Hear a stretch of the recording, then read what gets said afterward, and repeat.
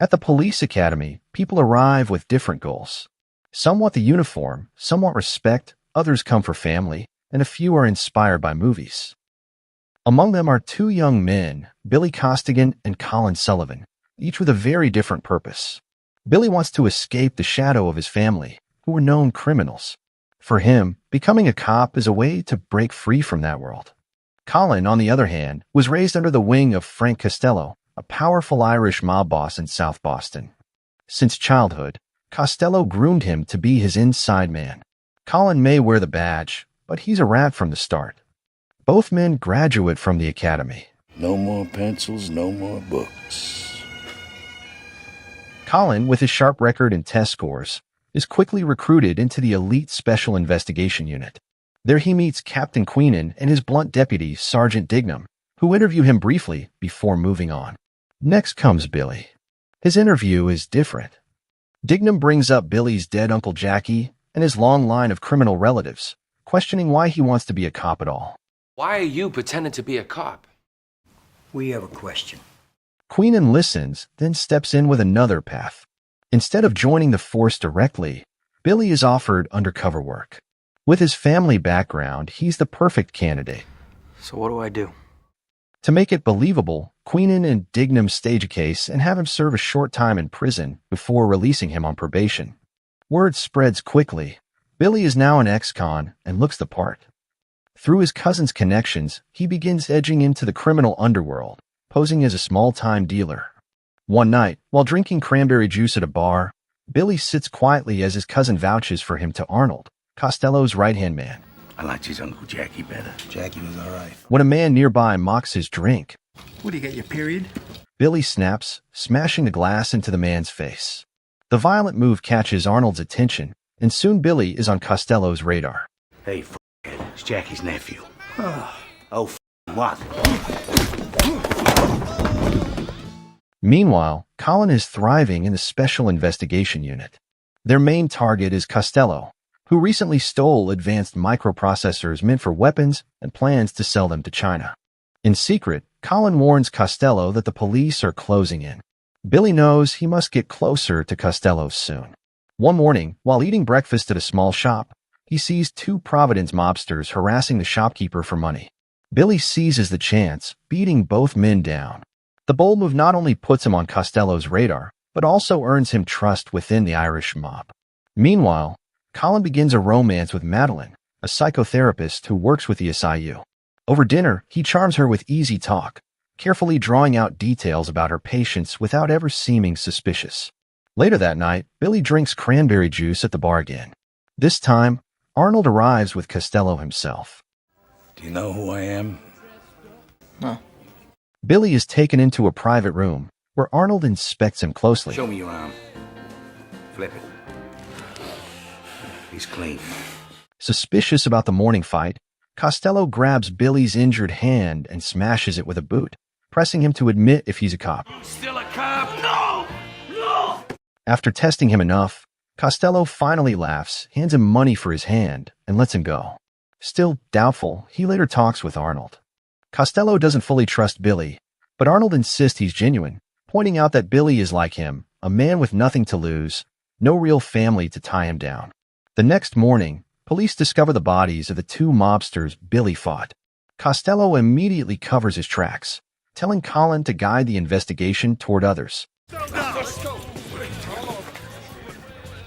At the same time, Billy is slowly folded into the crew, unaware that Costello is on the phone with Colin. When Costello ends the call, he suddenly asks Billy what he can really do for him. Billy only nods nervously, hiding his fear. Moments later, he rushes into the restroom, rips off his police wire, and calls Queenan. He refuses to wear a wire again, knowing it could get him killed. Back at SIU, Colin is praised for his clever moves. He brings in his old academy friends, Brown and Berrigan, and tells them there may be a mole inside their unit. We think Costello's got a rat in the state police. Really? Yeah, really. His standing rises quickly, and Madeline soon becomes his girlfriend. Billy, on the other hand, remains stuck in the dangerous grind. Working under Arnold, he collects money and enforces Costello's orders, often through violence. When Billy reports one of Costello's men, Fitzy, The police manage to bring him in, but without a warrant, they can't press charges. At that moment, Collins steps in off camera, posing as a lawyer sent by Costello. He hands Fitzy a phone, urging him to make a call. Fitzy dials Arnold, hinting that he's been caught. Everybody out. Move. The warning allows Costello's crew to erase evidence, while at the same time giving Collins' unit a trail to follow. Run the last number he called. That's his house. Collins plays both sides perfectly. Costello's people remain safe, while cops believe they're closing in. His reputation soars, making him a rising star in the department. Billy, however, grows more frustrated. For over a year, he hears nothing about the microprocessors, no solid leads to give Queenan or Dignam. Tired of waiting, he confronts them directly, demanding to know why Costello hasn't been taken down despite countless murders. Queenan reminds him to stay patient, insisting they need the right setup to finally trap a man as powerful as Costello. Just a little while longer. Right? As part of his probation, Billy must attend therapy sessions.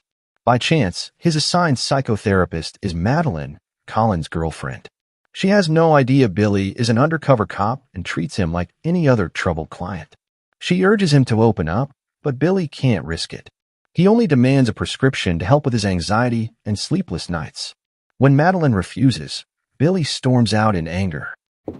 Yet moments later, she follows him outside, quietly handing him the prescription and telling him not to come back since she will transfer his case. Good. Later that night, Colin learns that the department is preparing a major sting. Costello is about to sell stolen microprocessors to the Chinese. This IU team waits on standby for Billy's signal. But Colin, protecting his mentor, secretly warns Costello to move the deal where cameras can't reach. From a distance, Billy signals as ordered. The buyers are there. But the police see nothing and hesitate. By the time they move in, the trucks are empty. Please tell me those cars aren't empty. Did you put a camera in the back? You stupid fucking... Costello and the buyers have already slipped away by boat. Once again, the police are left with nothing. Furious and afraid, Billy pressures Dignam to uncover the mole in Sayu before Costello starts suspecting him. As the tension mounts, Billy finds a fragile comfort in meeting Madeline outside her office. Over coffee, their conversations grow personal. For Billy, she becomes the only person he can talk to, even if she doesn't know his true life. Later, while punishing a double-crossing dealer, Billy discovers something shocking. Costello is secretly an FBI informant. He has survived all these years by handing people over to the feds, ensuring his own protection. At the same time, Costello grows paranoid and demands Colin find the spy and his crew. Soon, the gang is summoned to a grim meeting in a garage. Arnold orders everyone to hand over personal information, from names to bank accounts. Billy sits frozen, wondering if this is the moment he'll be exposed. Instead, he corrects a spelling mistake on Fitzy's form, then boldly tells Arnold he won't go through with it and walks out. That night, knowing his cover can't last much longer, Billy goes to Madeline's apartment. I have to say your vulnerability is really freaking me out right now. For once, he lets his guard down. She doesn't turn him away, and they spend the night together. The next day, Costello confronts Billy for refusing to write down his information. Smell a rat. But Billy, worn down by years of suspicion, finally pushes back. He tells Costello to shoot him if he doesn't trust him, but he won't play these games anymore. Impressed by his nerve, Costello eases off and spares him. Billy finally breathes a little easier, though he knows it won't last. At the same time, Colin's rise continues. Now trusted to lead the hunt for the mole inside Sayu, he sees the perfect chance to protect himself and uncover the department's hidden spies. Later that night, he secretly meets Costello in a theater, unaware that Billy is shadowing him. Colin warns him to stay quiet until the traitor is caught. Though irritated, Costello agrees and hands him an envelope filled with crew records, the same documents Billy had refused to write, his spelling correction still marked. Billy follows, curious about who took the envelope, but Colin, sharp as ever, senses he's being tailed and slips away unnoticed. The next day at the office, Colin quietly checks the envelope Costello gave him. But the papers reveal nothing useful. At the same time, Costello pushes Billy aside from his latest drug run, claiming he wants new men for the job. Confused and worried, Billy reports this to Queenan, unaware that his cover is still safe. Costello, meanwhile, asks Colin if he has heard about any new recruits being undercover cops. Colin denies it, pretending he has contact with undercover sources. With that, Costello becomes convinced Billy is not the rat. It ain't Bill. To hide his own failure, Colin orders his detectives to shadow Queenan, hoping the captain might eventually meet the mole. His plan works. Queenan secretly meets Billy on a rooftop. We just went into a building down the waterfront. 344 Wash. You got that? 344 Wash. Colin passes the address to Costello's crew, who rush toward the building. They call Billy, demanding he help kill the traitor, not realizing he is the one they're after. The address is 314 Washington Street. You got it? Billy manages to escape down the back stairs, but in chaos, Costello's men throw Queenan off the roof. His body lands right in front of Billy, who freezes in shock. Gunfire erupts as officers shoot without waiting for Colin's command, and both sides take casualties.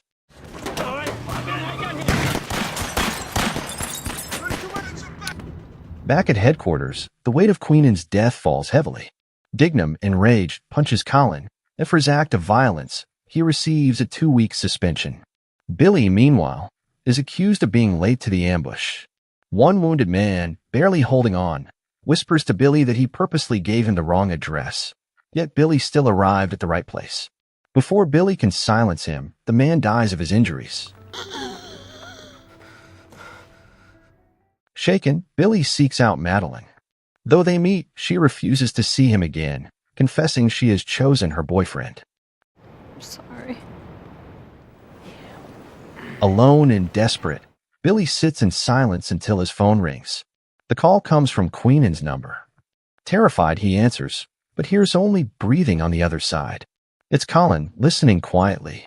Billy hangs up in fear, then calls back, demanding to know who has the dead man's phone. Colin calmly introduces himself as Queenan's replacement. Soon after, news spreads that the dying man who nearly exposed Billy was also an undercover officer. Costello believes the mole has been caught and lets his guard down. Colin, however, suspects Costello might be an FBI informant, so he decides to keep Billy's identity a secret. That night, Costello prepares for a massive drug deal, convinced the danger has passed. But Colin, still playing both sides, warns him that police cars are tailing. Furious, Costello orders him to use his position to stop them. Colin reluctantly does so, but claims to have a better plan. Moments later, Billy sends the exact location of the deal to the police. When the squad moves in, Billy warns Costello to flee, but the boss ignores him and continues loading the shipment. Billy slips away as the raid begins. A violent shootout follows, leaving Costello's crew cut down one by one, including Arnold.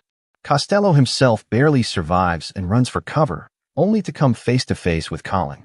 For the first time, the two men confront each other directly. Colin demands to know if Costello has been working with the FBI, fearing his own career is at risk. Costello gives no answer. Instead, he reaches for his gun. Colin reacts first. A single shot ends it.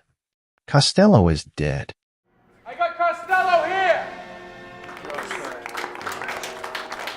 At last, Billy and Colin finally meet face to face. The weight each has been carrying now hangs heavy between them. Billy presses Colin on how he plans to uncover the rat inside the unit. Colin calmly promises he will take care of it and asks for Billy's file password, claiming he needs to erase Billy's criminal record. It's my name. They gave it to me in case I had to explain myself to someone like you. Billy gives it, but once Colin walks away, the truth begins to surface. Instead of clearing the false record, Colin quietly deletes Billy's official police file. At the same time, Billy notices the same envelope Colin once carried and realizes the truth. Colin is the mole. Rattled, Billy rushes to Madeline, the only person he feels he can trust. He hands her an envelope, asking her to open it only if something happens to him. She still doesn't know who Billy really is. That night, Madeline tells Colin she is pregnant, and for a moment they both share quiet happiness. But the joy doesn't last.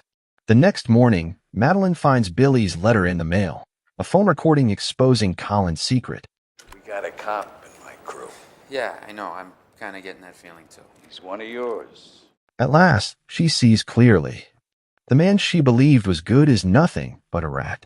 Colin, now desperate, arranges to meet Billy. Billy makes it clear that Costello had trusted him most, and that he has evidence tying Colin to the mob boss.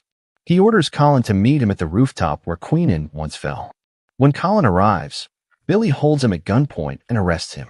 Colin tries to twist the story, insisting he was never a rat and that he used Costello as an informant. But Billy doesn't buy it. Just then, Officer Brown arrives and aims his weapon, demanding Billy release Colin. Billy pleads, explaining Colin has been Costello's man all along. He forces Colin into the elevator, while Brown hesitates. Just kill me. I am killing you. But when the doors open at the bottom, tragedy strikes. Billy is shot dead by Officer Berrigan. Calmly, Berrigan tells Colin he too was Costello's mole since the academy. To erase all witnesses, he kills Brown as well. Colin stands there stunned until Berrigan removes the handcuffs. Then, in cold silence, Colin shoots Berrigan too.